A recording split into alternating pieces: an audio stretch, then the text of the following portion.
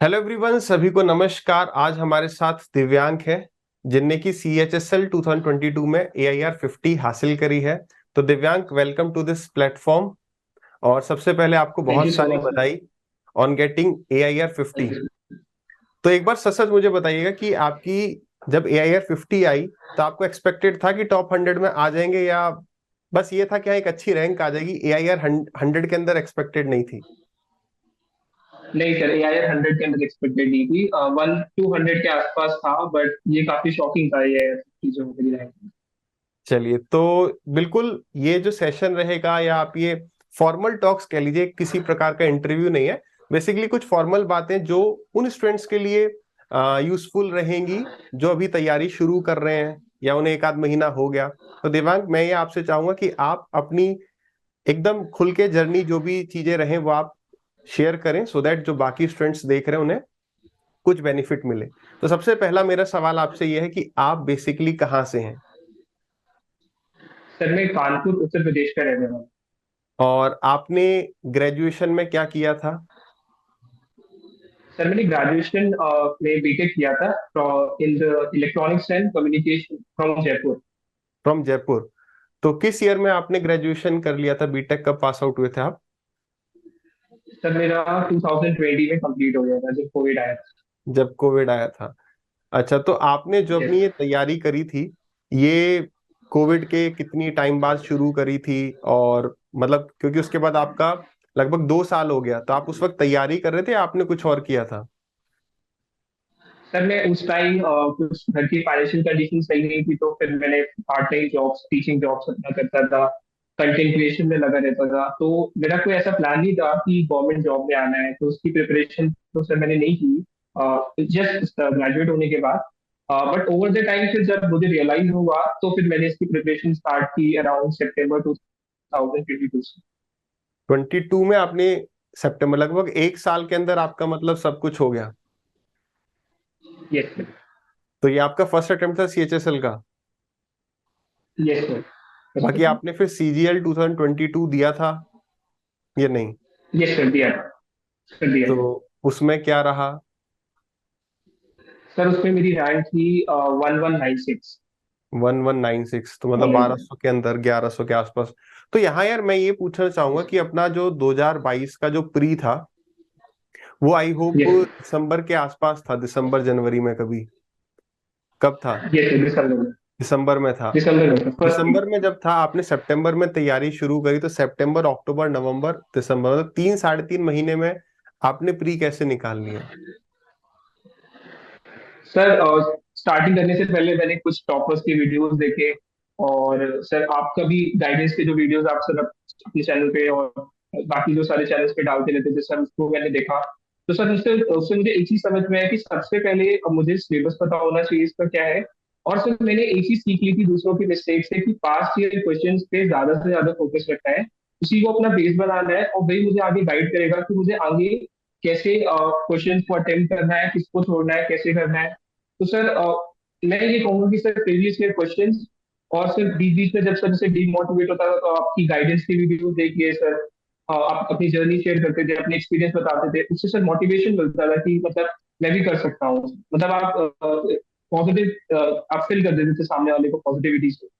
तो sir motivation भी रहता था और सर प्रीवियस ईयर क्वेश्चन को बेस बना के मैंने शुरुआत की थी सर प्रीवियस की। तो यहाँ पर जो भी स्टूडेंट्स अभी तैयारी कर रहे हैं, मैं उन्हें ये कहना चाहूंगा कि काफी सारे स्टूडेंट्स, जैसा मैंने देखा है, कि ये गलती कर जाते हैं कि वो प्रीवियस ईयर को तो साइड में रख देते, कहते हैं ये तो सबके पास है, इसको तो हम बाद में देख लेंगे। बट वही सबसे इंपॉर्टेंट है। बात रही यार मोटिवेशन की, तो ये जर्नी आपकी तो वैसे काफी शॉर्ट रही, बट उससे पहले भी आपके लाइफ में जैसे कि कुछ भी आपने बताया था, हमारी इससे पहले बाकी स्टूडेंट्स को बताऊं तो, कि ओवर द कॉल 2 4 मिनट बात हुई थी, तो आपने जैसा कि बताया था अंकल जी के बारे में कि एक काफी डाउन टाइम आया था, क्योंकि स्टूडेंट्स को लगे कि जर्नी जो है काफी स्मूथ रही होगी। तो क्या चीज थी जिससे आप अपने आप को मोटिवेट करते थे? क्या वो कुछ यूट्यूब पर जो शॉर्ट वीडियोस चलती हैं मोटिवेशन वाली, वो टाइप की देखते थे? क्या चीज थी जो आपको मोटिवेट करती थी? प्लीज उसको थोड़ा सा बताइएगा। सर मैं ये कहूंगा कि अगर आपको मोटिवेशन चाहिए तो सर अगर आपकी मतलब सबकी लाइफ में कुछ ना कुछ प्रॉब्लम्स होती है, किसी एस्पिरेंट की फाइनेंशियल कंडीशन या हेल्थ इश्यूज है, उसको खुद पर हेल्थ इश्यूज है। तो सर बात ये हो जाती है कि आपकी सबसे बड़ा मोटिवेशन आप अगर इंट्रिंसिक सोर्सेज से लोगे, अपने खुद के आसपास के एनवायरमेंट से लोगे, तो लॉन्ग टर्म में आपको सस्टेन कर पाते हो आप उसको, और आप उसको कनेक्ट कर पाते हो। तो आपकी जर्नी में जब भी आप डाउन फील करते हो तो वो आपको रिमाइंड कराता है कि आपने जर्नी स्टार्ट क्यों की। और जब तक आप अपने लक्ष्य तक नहीं पहुंचोगे, आपको एक दो दिन ऐसा आएगा कि नहीं करेगा पढ़ाई का, मैं इट्स ओके, बट एटलीस्ट वो आपको एक कंटिन्यूटी, ये पुश पीछे से देता रहेगा। It act as a catalyst, हम कह सकते हैं सिचुएशन में। तो सर मेरे जो अंदर के जो पापा की कंडीशन थी, हेल्थ कंडीशन थी, और जो पापा का सपना था देखना कि मैं सेंट्रल गवर्नमेंट जॉब उनके सामने क्लियर करूं, अचीव करूं, क्योंकि सर मेरी फैमिली में मैं पहला हूँ, मेरी फैमिली में ऐसा कोई नहीं रहा है आज से पहले, और फैमिली बैकग्राउंड एजुकेशन भी इतना नहीं रहा है मेरी फैमिली में। तो सर वो चीज मुझे अंदर ही अंदर, मतलब वो पापा की आईज में वो होप मुझे एक अलग से इंस्पिरेशन देती थी कि मैं इसकी तैयारी करूँ सर। और सर रील्स का तो सर ये है कि देख लेते थे, बट सर जब मोटिवेशन की रही बात, तो अगर आप हर एस्पिरेंट जितना अंदर से ले, अपनी घर आसपास की कंडीशन से ले, अपने मम्मी पापा की जो भी डिजायर्स है उनको फुलफिल करने को अगर कुछ मोटिवेशन मान ले, तो सर कोई भी एग्जाम क्रैक कर सकता है। तो मतलब कि यही है यार, जो भी स्टूडेंट्स चाहते ना चाहते हुए मिली चाहेगा कोई नहीं कि उसका टाइम वेस्ट हो। तो अगर आप अपने 2-3 घंटे शॉर्ट्स में, है ना, कॉमेडी वीडियो में, मोटिवेशन वाली वीडियोस में, अगर आप देखो एक मोटिवेशन वीडियो आपने देख ली तो उसको भले जो की पॉइंट्स थे वो आपको अगर अंदर तक छूते हैं उसको लिख लो। फिर बार बार मोटिवेशन की जरूरत नहीं है। अगर आपको रोज मोटिवेशन की आवश्यकता पड़ रही है, इसका मतलब कि आपकी जो ड्राइविंग फोर्स है ना, कि क्यों आपको गवर्नमेंट जॉब की तैयारी करनी है, आपको जॉब क्यों चाहिए, वो उतनी हार्ड नहीं है, उसमें उतनी आग नहीं है कि यार आपको ये जॉब चाहिए। रोज रोज देखना बहुत सारी वीडियोस वो आपका टाइम किल कर रहा है, और मेरे हिसाब से उससे तो अंदर से मोटिवेशन फिर एक पॉइंट के बाद खत्म ही हो जाएगा। ठीक है। करेक्ट। तो गवर्नमेंट जॉब की तैयारी करने का मतलब मेन रीजन यही था कि मिडिल क्लास फैमिली है और एक जॉब चाहिए, एक सिक्योर्ड लाइफ चाहिए। यहाँ पर यार मैं बाकी स्टूडेंट्स को ये भी बताना चाहूँ कि दिव्यांग ने जो है, जैसा मुझे बात करके पता चला कि एक काम और किया था, अपनी टीचिंग करी थी। उसके बारे में आप थोड़ा बताइए कि बाकी स्टूडेंट्स उसको कैसे यूज कर सकते हैं, और बाकी उसमें कुछ पॉइंट्स मैं भी ऐड करूंगा एंड में, कि आप कहाँ पढ़ाते थे, किनको पढ़ाते थे, किस तरीके से।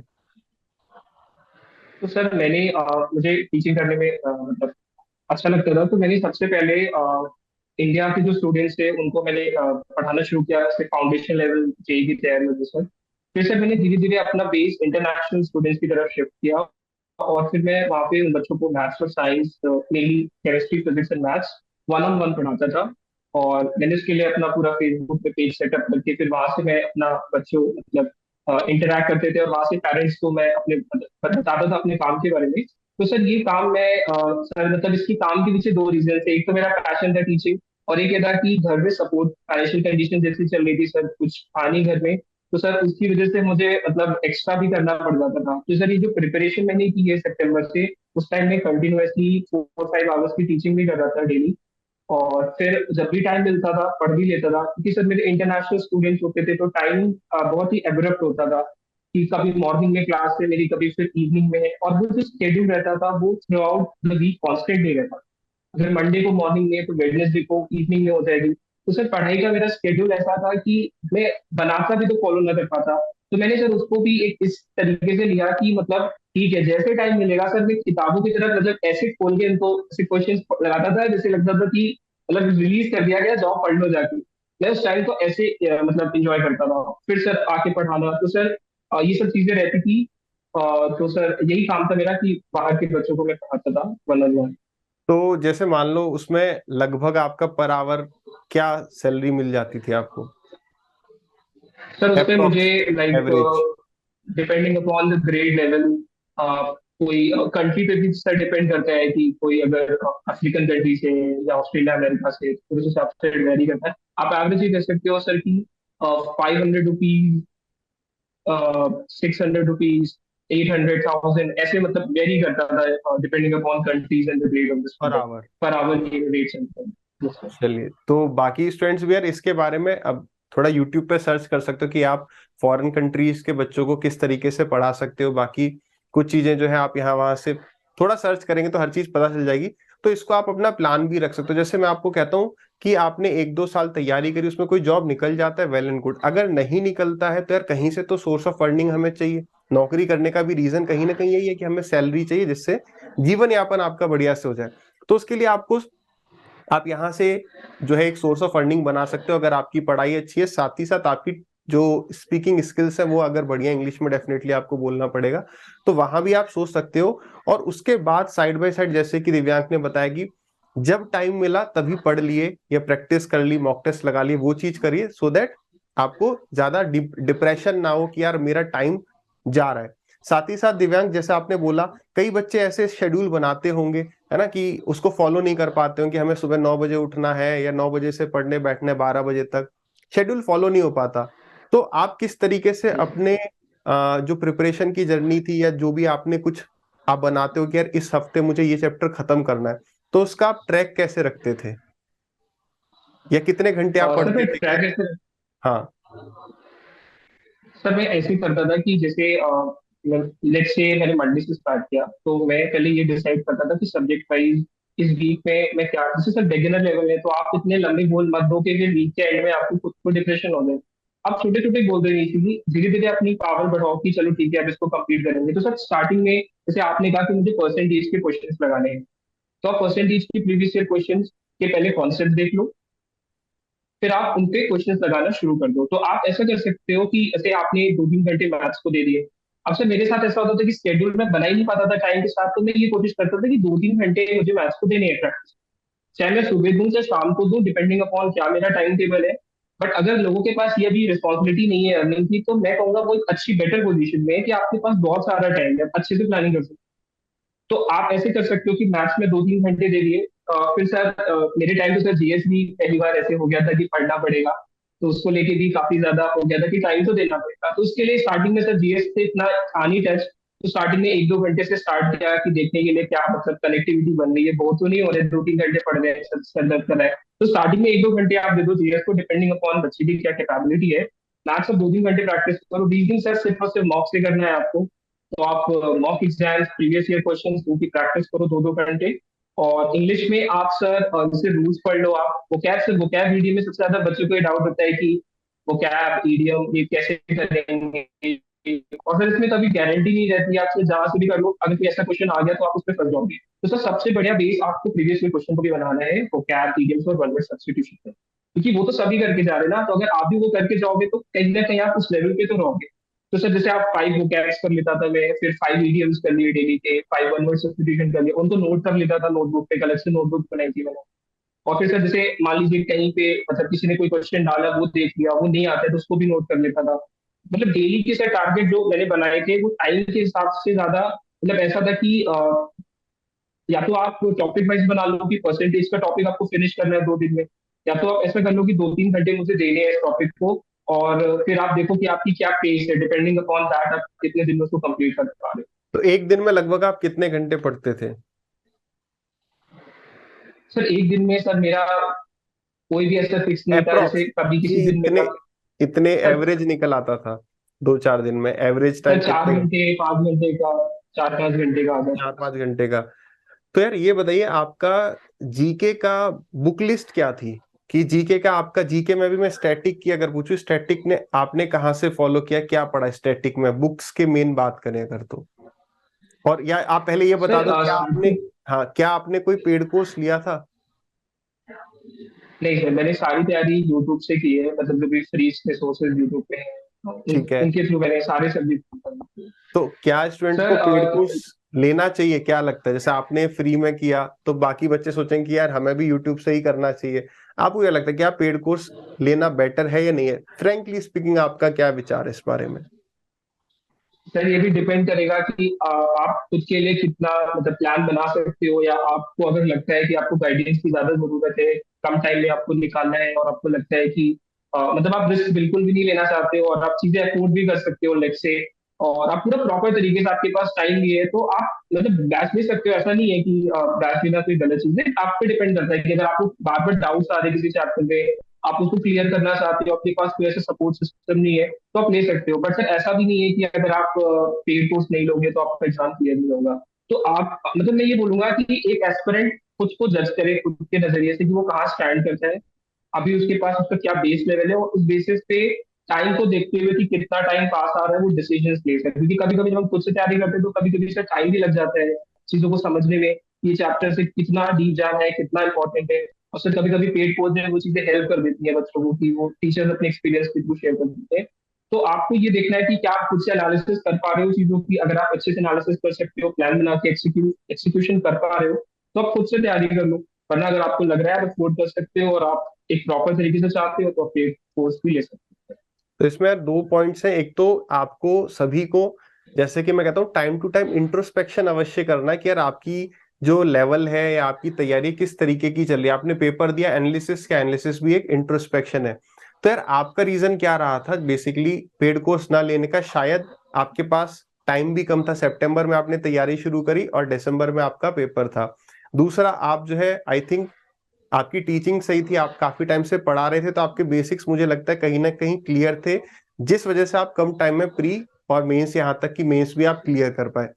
तब यहाँ पर मेरा प्रश्न ये है आपसे कि यार आपको क्या लगता है, एक एवरेज स्टूडेंट है जिसने कभी पढ़ाया नहीं है, उसने कोई भी ग्रेजुएशन करी, चाहे बीटेक की हो चाहे नॉर्मल ग्रेजुएशन, ग्रेजुएशन वर्ड में इसलिए यूज कर रहा हूँ क्योंकि बीटेक में भी हम ऐसा कुछ नहीं पढ़ते हैं जो हमें इन एग्जाम्स में हेल्प करे। तो जिस बच्चे ने बिल्कुल नॉर्मल रहा है, 10th वेंथ तक उसने पढ़ाई की है, अगर सोच विचार करके आप सोचो तो कितना टाइम जो है उसके लिए आवश्यक है कि वो डिसेंट स्पीड से अगर पढ़े तो वो एग्जाम को क्रैक कर सकता है? सर, इसमें अगर ऐसी सिचुएशन है तो सर मिनिमम उसको, एवरेज स्टूडेंट को मिनिमम सर 6 to 8 मंथ देने पड़े। बिल्कुल, 6 to 8 मंथ्स डिसेंट टाइम है, सही, बिल्कुल। तो ये हो गया। और बाकी आप अपनी अगर एक बार बुक लिस्ट बता दो। दूसरी बात ये भी कहूंगा सभी स्टूडेंट से कि यार ये सर। ऐसा कुछ रूल मत बनाओ कि हमें दिन में इतने ही घंटे पढ़ना है। जैसे दिव्यांग ने बताया, बाकी स्टूडेंट से भी मेरी बात हुई है, इवन मैं भी अपने टाइम की बात कर रहा हूँ कि यार कभी भी कोई ऐसा नहीं है कि हमें 8 ही घंटे पढ़ना है। किसी दिन वो 10-12 भी हो सकता है, किसी दिन 10-12 तो बहुत ज्यादा बोल दिए, किसी दिन वो 10 भी हो सकता है, 4 भी हो सकता है। Average near about 5 to 6 hours आपकी टोटल जर्नी में ऐसा होता है। कुछ टाइम ऐसे भी पीक टाइम आते हैं जहां पर आप 10-12 घंटे भी पढ़ जाते हो, वो कुछ 1-2 महीने ऐसे भी निकलते हैं। तो उसका लोड नहीं लेना आपको, अपनी तरफ से आपका फुल टाइम जॉब पढ़ना ही है तो मैक्सिमम पढ़िए। तो आप ये बताइए दिव्यांग, आपकी इंग्लिश की बुक्स आपने कौन कौन सी रेफर करी मिनिमम? भले आपने 5 बुक्स रेफर करी तो एट द एंड आप उसे शॉर्ट लिस्ट करो कि यार ये करोगे तो भी हो जाएगा। वो कौन सी बुक्स हैं? सर इंग्लिश के लिए मैंने जैसे वोकैब और जो सर मतलब रटने वाला सारा सेक्शन है, उसके लिए तो सर प्रीवियस ईयर क्वेश्चंस की जैसे सर ब्लैक बुक आती है सर वोकैब की, सर प्रीवियस ईयर का कंटेंट रहता है, आप उसको पहले पूरा कर लो अच्छे से। तो उससे आपको वोकैब जो भी रटने वाला सेक्शन है आपको कवर हो गया। फिर सर हम ग्रामर में आते हैं। तो ग्रामर के लिए सर बहुत सारी बुक्स है, बट आप, मैं तो सर ये बोलूंगा कि बच्चे, मतलब मैं भी इसमें कंफ्यूज हो जाता था ना कि 4 बुक्स हैं तो ये ले लें, इससे ये छूट जाएगा, ये ले ले। मैं कहता हूँ एटलीस्ट एक सोर्स तो उठाओ अच्छा सा, उसको कंप्लीट तो करो, उसका रिविजन तो करो बार बार। फिर आपको ऐसा कुछ लगता है तो दूसरे सोर्स पे भी मूव कर जाना। तो सर इंग्लिश में मैं कहूंगा कि ग्रामर की सारी बुक्स अच्छी हैं, जितनी भी स्टैंडर्ड बुक्स है, चाहे एस पी बख्शी सर या mirror of common errors book आती है सर, आप उससे भी प्रैक्टिस स्टार्ट कर सकते हो। जैसे यूट्यूब में आप प्रीवियस ईयर क्वेश्चंस के किसी के मैराथन वीडियोस भी आप देख सकते हो कि कॉमन रूल्स कितने चल रहे हैं बेसिक्स में। और फिर आप ज्यादा से ज्यादा प्रीवियस ईयर क्वेश्चन की प्रैक्टिस करोगे तो आपको खुद समझ में आएगा कि कहाँ पे वो गैप है, और आप उस गैप को नोट कर लो। एक नोटबुक को प्रॉपर मतलब बनानी पड़ेगी। मतलब मैंने ये किया है कि जो भी बिल्कुल मेरे एरर्स होते थे मैं उनको नोट कर लेता था, और फिर जब जब टाइम मिले संडे सैटरडे जैसे भी आप टहल रहे हो, या आपने जैसे सर मैंने स्टिकी नोट्स बनाए हैं वॉल पे, तो आप कुछ भी इंपॉर्टेंट बार बार आप बोल रहे हो अपने अकॉर्डिंग आप बनाए स्टिकी नोट्स, ना कि किसी टॉपर के अकॉर्डिंग। आप उसको जाते हुए आपने देख लिया। तो सर मैं यही कहूंगा कि आप स्टार्ट तो करो एक बार, मतलब आप रिसोर्सेज को लेके इतना ज्यादा बच्चा परेशान हो जाता है कि ये भी कर ले वो भी कर ले, ये अच्छा उसमें ये चैप्टर नहीं है। आप पहले प्रीवियस ईयर क्वेश्चन को बेस बना के चलो, कोई भी प्रॉपर से बुक उठाओ, एरर्स जितने भी, क्योंकि सर ऐसा होता है ना इंग्लिश में कि सर एरर्स बहुत सारे होते हैं, बट जरूरी नहीं है एसएससी उन्हीं एरर से पूछे। उसके कुछ सेट ऑफ एरर है वो ज्यादा उसमें रेपिटेशन होता है, तो आप प्रीवियस ईयर क्वेश्चन से उसमें आपको हेल्प हो जाएगी, तो कम टाइम में आप स्मार्ट स्टडी करके भी चीजें क्रैक कर बिल्कुल सकते हो। तो सर बिल्कुल मैंने बिल्कुल। इंग्लिश में यही ये बुक्स फॉलो की थी सर। तो दिव्यांग की बात में एकदम क्लैरिटी थी। अगर इन शॉर्ट मैं बोलूं तो यार इट इज वेरी इंपॉर्टेंट कि आप फर्स्ट स्टेप लें। आपको कंफ्यूजन है 4 बुक्स में, बेसिकली 90 to 95% कंटेंट चारों बुक्स में सेम है। अगर आपने चारों किताबें एक साथ ले ली तो आप किसी को भी नहीं कंप्लीट कर पाओगे, एक एक टॉपिक चारों से पढ़ोगे छोड़ दोगे। इसलिए इट इज वेरी इंपॉर्टेंट कि आप एक किताब को उठाओ, उसको पूरा करो। लेकिन प्रीवियस ईयर की जो एक कोई भी किताब है, फिर उसमें पब्लिकेशन पर आप डाउट करने लगते हो कि किरण वाली ले लूं या राकेश यादव वाली ले लूं या फिर अपना पिनेकल वाली ले लूं। तो इन सब में कंफ्यूजन मत करो, प्रीवियस ईयर तो प्रीवियस ईयर ही है। तो इट इज वेरी इंपॉर्टेंट कि बुक्स आप एक टॉपिक के लिए यानी वोकैब के लिए आपने एक बुक उठाई तो उसे उठा लो, फिर कंफ्यूज मत हो कि ये 4 किताबें, लेकिन एक बेस अवश्य रखना है प्रीवियस ईयर वाली किताबों का। तो इस हिसाब से हमारा इंग्लिश, मैथ, रीजनिंग जो है हो गया। रीजनिंग में दिव्यांक ने बता दिया कि प्रैक्टिस आपकी मॉक टेस्ट से हो जाएगी। आई होप जहां किसी एक टॉपिक में आपको एरर या दिक्कत आती है वो आप यूट्यूब पर देख लो, कोई भी वीडियो। मेन दिव्यांग दिक्कत जो आजकल सबसे ज्यादा आ रही है वो करंट अफेयर्स की आ रही है। करंट अफेयर्स में डेली वीडियो देखे, मंथली देखे, वीकली देखे। करंट अफेयर्स के लिए फाइनली आपने क्या डिसाइड किया कि क्या फॉलो करना है? सर करंट अफेयर्स मैंने बहुत सीरियसली ले लिया था, क्योंकि मतलब ऐसा था कि कोई गैप नहीं रखना है। तो मैंने जनवरी 2022 से लेके अभी तक का सर जितना भी चल रहा है मैं अपडेट रहा था कि मतलब मोटा मोटा जो भी आएगा आना चाहिए। बट सर तब भी क्वेश्चन वो 2021 से पूछ ले रहे हैं। मतलब सर कुछ उसमें मैं क्या, मैंने इतनी मेहनत की, इतना आउटपुट दिया सर, और भी एस्पिरेंट्स कितना आउटपुट देते होंगे। तो सर करंट अफेयर्स को मैं अभी के सिनारियो देखते हुए ये कह सकता हूँ कि अगर आप पैटर्न को देखें तो एसएससी बहुत ही स्मार्टली खेल रहा है। इसका सीजीएल मेंस का पेपर देखो आप 2022 का, उसमें उसने करंट के एक दो सवाल अगर पूछे भी तो वो पीछे से जाके पूछे उसने। और सर अभी जो सीएसएसएल मेंस का पेपर होता है उससे उसने मार्च और मई की शिफ्ट से क्वेश्चन पूछ लिए थे, 26 जून को जो पेपर हुआ था 2023 का। तो वो भी एक तरीके से मतलब ऐसे माइंड गेम खेल रहा है कि अभी मैंने इसमें से पास से पूछ लिया 2021 से। तो सर मैं यही बोलूंगा कि जो एक अच्छी रैंक लाना चाहता है पढ़ना तो पढ़े, आप उसको स्किप तो नहीं कर सकते हो। आपको ये डिसाइड करना है कि आप टाइम कितना देना चाहते हो। क्योंकि लेट्स से अगर आप 2022 से पढ़ा आपने, सिर्फ 2021 का दे दिया सारा आपका आउटपुट, वो आउटपुट आप कहीं और दे सकते थे। तो सर मैं करंट में ये कहूंगा कि आप डेली तो बिल्कुल भी मत करिए, कोई फायदा नहीं होने वाला इसका। आप मंथली करो और कोशिश करो कि उसी को, अगर इसमें भी ये प्रॉब्लम होगी कि इसकी मंथली करें उसकी मंथली करें बिल्कुल, तो आप या आप दोनों अपना की कर रिसोर्स लें। आप अपना रिसोर्स बता दो एटलीस्ट, सो दैट, वरना बच्चे बाद में कमेंट सर करेंगे इनने अपना रिसोर्स नहीं बताया, आपने पूछा नहीं। आपका रिसोर्स क्या था? सर मैंने इंडोलॉगस चैनल की पीडीएफ आती थी सर, कौन मैंने से चैनल उसको की? मंथली फॉलो कर लिया। सर कौन सा? Indologus, Indo? Indologus logus LOGUS something अच्छा, लाइक दैट, टेलीग्राम का चैनल है। इंडोलोगस। इंडोलोगस। Yes sir. ठीक है। यस सर, इनका ठीक। मंथली पीडीएफ आता था तो मुझको देखना था। बस, चलिए, तो बाकी ये हो गया। और ठीक है, बाकी आपको, आपकी तैयारी का वैसे टाइम काफी कम रहा है, इसलिए बहुत ज्यादा सवाल है नहीं, बट फिर भी आपके हिसाब से कुछ ऐसी मिस्टेक्स आपकी हुई क्या तैयारी के दौरान जो आप सजेस्ट करोगे कि जो स्टूडेंट्स अभी तैयारी कर रहे हैं वो इन मिस्टेक्स को अवॉइड करें? तो वो मिस्टेक्स कौन सी थी, अगर थी तो? सर एक चीज ये हुई थी कि जब मेरे से क्वेश्चन थोड़े से बनने लगे थे प्रीवियस ईयर क्वेश्चन के, तो मैं थोड़ा सा मतलब हायर लेवल पे जाने लगा था क्वेश्चन को। मतलब एक सर वो हो जाता है ना कि परसेंटेज के देखते हैं इसमें और कौन कौन से क्वेश्चन आते हैं, कैसे आते हैं, सीरियल ब, एग्जाम कैट लेवल। तो बवाल सर सवाल। हाँ, हाँ सर बाबा।